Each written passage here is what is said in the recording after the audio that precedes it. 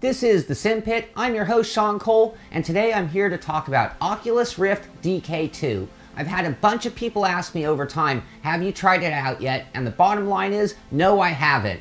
So it's been a long time since I tried out the original release of the technology, and I was now on a quest to find one that I could try out because I'm curious too, just like you are out there. So I called up my buddy Chris Considine of CXC Simulations to find out if they had a unit. He invited me down there to try out not only Oculus Rift, but try it out in their Motion Pro simulator.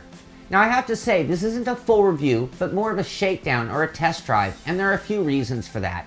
The Oculus is still in development, and the codename DK1 and DK2 refer to the development kits that they're working on. We're still waiting as they make huge advances on this technology, and this is only the version that we're working with today. The other reason is that this is not my unit being tested. This is CXC's, and I tested it there for several hours, but I didn't get to take it back to the studio and test it day after day, and I'm not even going to go into setup because this one is already ready to go. Let's start off with a little bit of details about Oculus Rift for those of you who might not know what I'm talking about. The Oculus Rift is a head-mounted virtual reality display device. It's a screen that goes on your head, covering your eyes, and completely replaces any other visuals while gaming. The device has two different lenses that each has its own display screen of 960 by 1080 resolution. This combined matches the traditional single screen size of 1920 by 1080.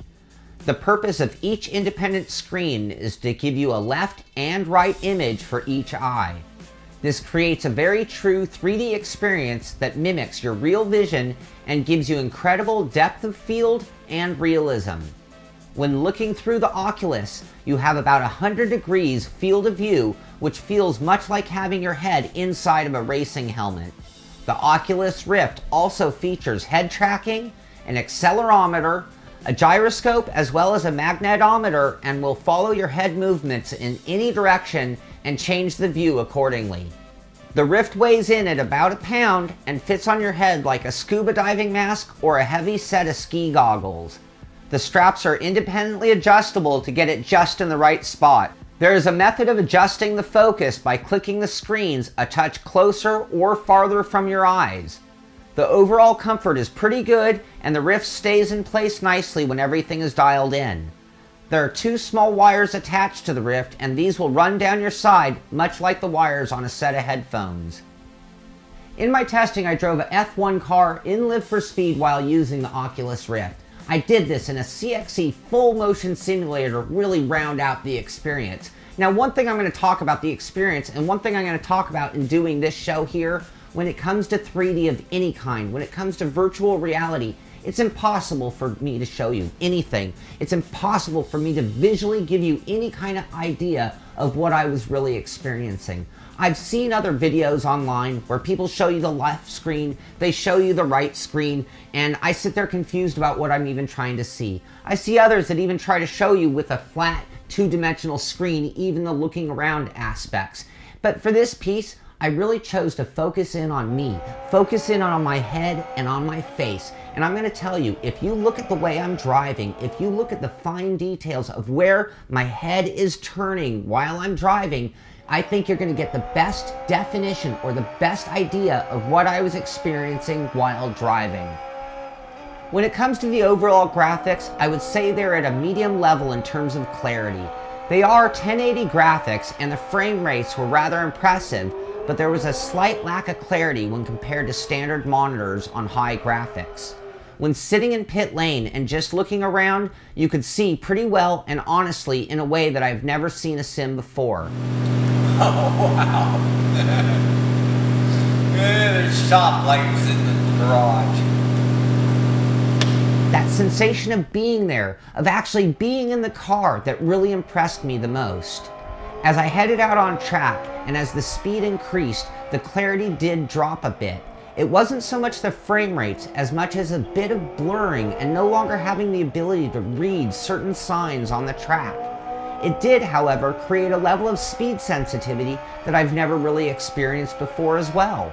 Call it a hindrance or call it an added realism, I actually enjoyed the feeling of vision at 200 miles per hour.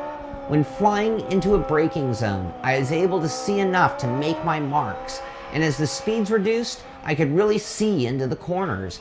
I would turn my head and, just like in a real car, look into the apex, hit my apex, and roll out with my wheel and my head until I was straight again.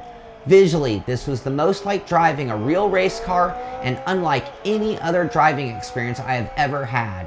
I cannot express to you exactly how much this feels like being in the real thing, and I think it starts with that 100-degree field of view and really feeling like you're looking through a helmet, which makes it just ideal for sim racing.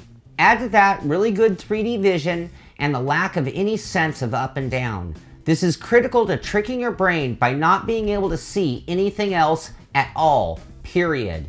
The other is perspective. When looking at triple screens, I see a lot more of the game at any one time, but it's actually a little bit of a stretched out image, and I can see everything below my screens, everything to the side, and everything above.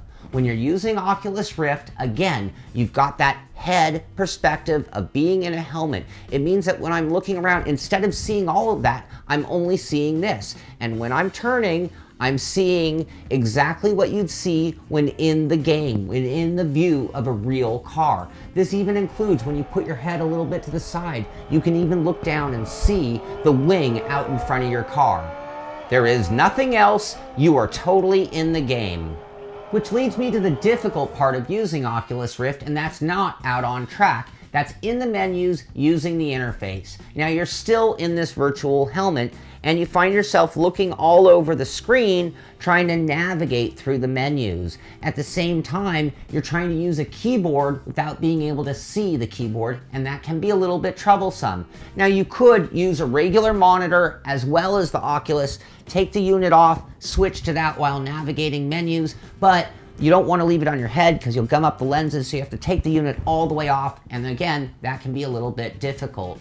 And that's one thing while running through the menus, but it's not the kind of thing you're going to want to do on the fly, and that comes down to using your peripherals beyond the keyboard. You can no longer see your button box, your keyboard, your shifter, or even the buttons on your wheel. You're doing it all by memory.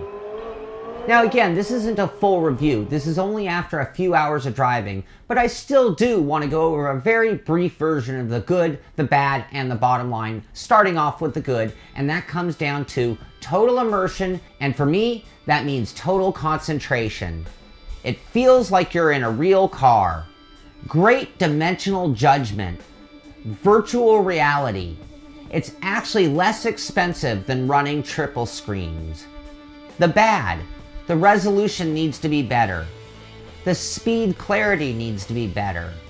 Peripherals of any kind can be difficult. Shifter, keyboard, button box, even buttons on the wheel. Wearing a head device sucks. The heat, the weight, the long-term comfort. And lastly, that it's not even available for most of us just yet. And now on to the bottom line. This was one of the most realistic driving experiences outside of being in a real car that I have ever had in my life. Within minutes of driving, I was fully immersed, and I got that sensation of looking into apex, letting my hands turn, and letting the car follow, just like you do in real life. This is such an important and fun aspect of racing, and the Oculus Rift did it very well. My focus, my attention, everything was so dialed into a game on a level that honestly, I've never been able to reproduce while driving at home. The level of graphics and the overall comfort still has me questioning whether I'd want to use it during long races or when going for maximum lap times. But when I'm running just for fun or for shorter distances, this is the way to go. There is no comparing it to running on a single screen or even triple screens for that matter. I was so focused on driving that there were times that I would actually relax my hands, and I was suddenly startled that the hands I was seeing didn't react accordingly. I was that sold on the wheel and the hands in the game being my very own. However, you're still stuck in that helmet view and that field of view, which is not a performance advantage, and some people might not like that. Oculus Rift is still in development, and this is only their second version. They were also purchased by Facebook in a $2 billion deal that pretty much guarantees the company and the technology is going to continue to grow. Now when it comes to the desire for faster graphics, for better graphics, for a lighter headset, these are the kind of hurdles and obstacles that they should be able to overcome with the technology that's out there, and it's getting better every day. And with all of those improvements, you can definitely see this being the only way to drive. Now when it comes to the peripherals, I'll tell you, give you a little bit of time, you're going to start to memorize the buttons, certainly of your wheel. If you have your keyboard in a fixed location, I think you're going to start to memorize some of the most important buttons along the perimeter. And a button box, I'll tell you, if I drove the same car all the time, I could probably even make it so certain buttons even lined up where they were in game if you really tried it out really well. The other thing is the shifter is something that you might even be able to position that where it belongs. And do you really look down to shift, or do you know where it is all the time when you're driving? I can really see how with some of these improvements and more software supporting this hardware that the Oculus Rift is going to be the way to go when it comes to gaming, or more importantly, sim racing. I'm really looking forward to driving the DK2 more in the future, or for that matter, the next version, the DK3, when it comes out. This version, the DK2, it goes for about $350 and it's only being sold to developers. And this is for them to be able to make their games or programs compatible with the Oculus Rift. Now there's no word on when it's going to be available for the rest of us, but hopefully that won't be too much longer. I hope you've enjoyed this test drive of the Oculus Rift DK2. This is the Simpit. I'm Sean Cole, and I'll see you on the track.